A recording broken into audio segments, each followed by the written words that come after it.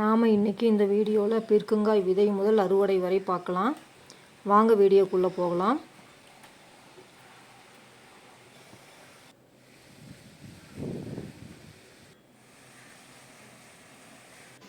நாங்கள் பீர்க்கங்காய் விதை எடுத்திருக்கோம். 98 குழிகள் கொண்ட சீட்லிங் ட்ரே எடுத்திருக்கோம். மக்கின கோகோ பீட் போட்டு மட்டமாக ட்ரே குழியை நிறச்சிக்கலாம். விரலால் இந்த மாதிரி ஒரு குழி போட்டுட்டு ஒரு குழிக்கு ஒரு விதை போட்டுக்கலாம்.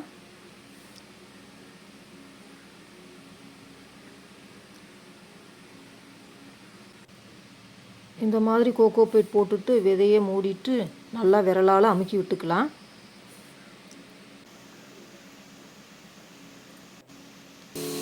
நல்லா தண்ணி ஸ்ப்ரே பண்ணிக்கலாம். இதோட பீர்க்கங்காய் நாற்றுக்கு 1 வாரம் ஆகுது. பாருங்கள், நல்லா வளர்ந்துருக்கு. இதோட பீர்க்கங்காய் நாற்றுக்கு 14 நாள் ஆகுது. நல்லா ஆரோக்கியமாக நல்லா வளர்ந்துருக்கு. நாற்று நடுறதுக்கு மண்ணை ரெடி பண்ணிக்கலாம். மண்புழு உரம் 1 kilo, Trichoderma viride 15 gram, Pseudomonas 15 gram,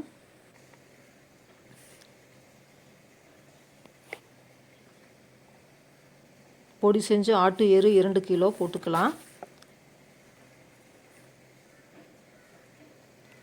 வேப்பம் புண்ணாக்கு 100 கிராம் போட்டுக்கலாம். அடுப்பு சாம்பல் 1/2 கிலோ எடுத்துக்கலாம். எக்ஸெல் பவுடர் 50 கிராம் போட்டுக்கலாம். நல்லா கலந்து விட்டுக்கலாம்.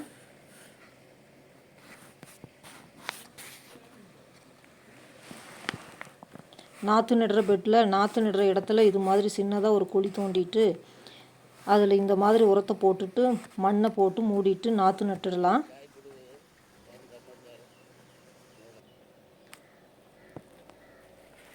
இதோட நாற்றுக்கு 21 நாள் ஆகுது.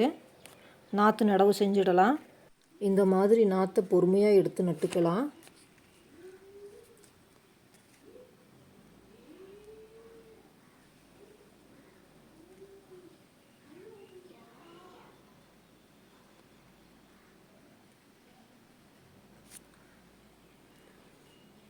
நாற்றுக்கு உயிர் தண்ணி ஊற்றிடலாம்.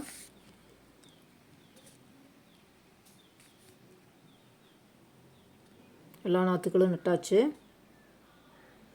இதோட நாற்று நட்டு 5 நாள் ஆகுது. பீர்க்கஞ்செடியில் சாறு உறிஞ்சும் பூச்சி இருக்குது. 3G கரைசல் 20 ml முதல் 30 ml வரை கலந்து தெளிக்கலாம். லிட்டருக்கு. நல்லா செடிகளுக்கு எல்லா பக்கமும் படும்படி ஸ்ப்ரே பண்ணிக்கலாம். இதோட பீர்க்கன் நாற்று நட்டு 15 நாள் ஆகுது. பீர்க்கங்காய் செடி கொடியோடு ஆரம்பிச்சிருக்கு பாருங்கள். இது மாதிரி பீர்க்கங்காய் செடிக்கு பந்தல் அமைச்சிக்கலாம். பந்தல் அமைக்கிறது எப்படின்னு தனியாக ஒரு வீடியோ போட்டிருக்கோம், பார்த்துக்கோங்க. இந்த மாதிரி சணல் கயிறால் பீர்க்கங்காய் செடியை எடுத்து பந்தலில் இழுத்து கட்டிக்கலாம்.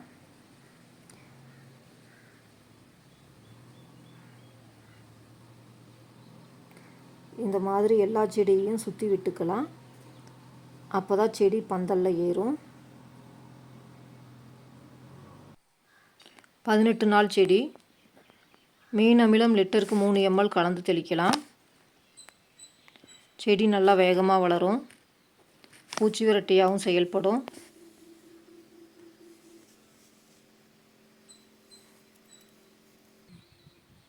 செடி பந்தலை தொடுறதுக்கு முன்னாடி இந்த மாதிரி பிஞ்சுகளை கிள்ளி எடுத்துடலாம். அப்போ தான் வேஸ்ட் ஆகாமல் செடி நல்லா வளரும்.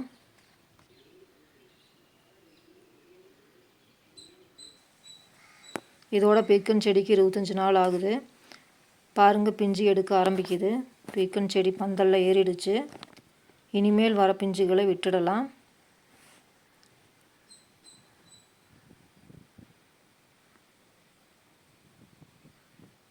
எல்லா செடியும் பந்தல் ஏறிடுச்சு. பாருங்கள், இதுதான் ஆண் பூ. மகரந்த சேர்க்கைக்கு உதவும். தேனி மகரந்த சேர்க்கை செய்ய வந்திருக்கு. மகரந்த சேர்க்கை நடந்தால் பிஞ்சு காயாக மாறும். பெண் பூ பிஞ்சோடு சேர்ந்து வரும்.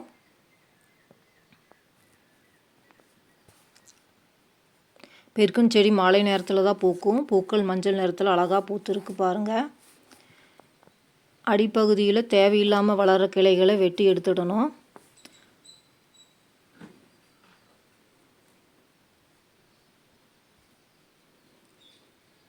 பாருங்கள், பீக்கன் செடியில் லீஃப் மைனர் தாக்குதல் இருக்குது. அதை கட்டுப்படுத்த வேப்பெண்ணெய் 1 லிட்டருக்கு 5 ml கலந்து தெளித்து கட்டுப்படுத்தலாம்.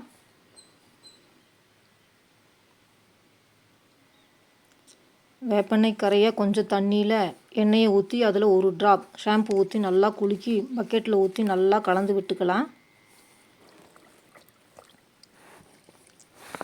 ஸ்ப்ரேயரில் ஊற்றி எல்லா இலைகளும் படும்படி ஸ்ப்ரே பண்ணிக்கலாம்.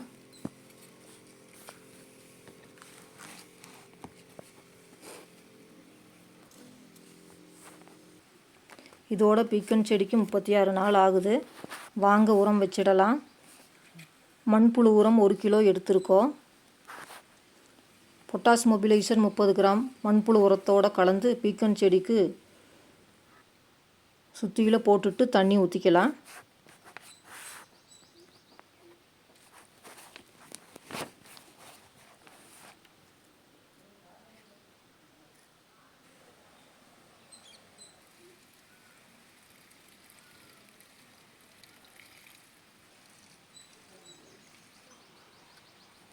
இதோட பீக்கன் செடிக்கு 45 நாள் ஆகுது. வாங்க முதல் அறுவடை செஞ்சிடலாம். பாருங்கள், பீக்கங்காய் நல்லா நீளமாக பெருசாக வந்திருக்கு. 2 காய் கிடச்சிருக்கு. தேமூர் கரைசல் லிட்டருக்கு 30 ml கலந்து ஸ்ப்ரே பண்ணிக்கலாம். பூ பிஞ்சு உதிர்வை தடுத்து நிறைய மகசூல் பெற உதவும். தேமூர் கரைசல் செய்கிறது எப்படின்னு வீடியோ போட்டிருக்கோம். டிஸ்கிரிப்ஷனில் லிங்க் கொடுத்துருக்கோம், பார்த்துக்கோங்க. வாங்க 2ஆம் அறுவடை செஞ்சிடலாம். இதோட செடிக்கு 58 நாள் ஆகுது. இது மாதிரி ஒரு பிளேடால் காயை கட் பண்ணி எடுத்துக்கலாம். இன்றைக்கி 4 காய் கிடச்சிருக்கு. நல்ல அறுவடை தான். வாங்க 3ஆம் அறுவடை செஞ்சுக்கலாம். இதோட 68 நாள் ஆகுது. இன்றைக்கி 6 காய் கிடச்சிருக்கு.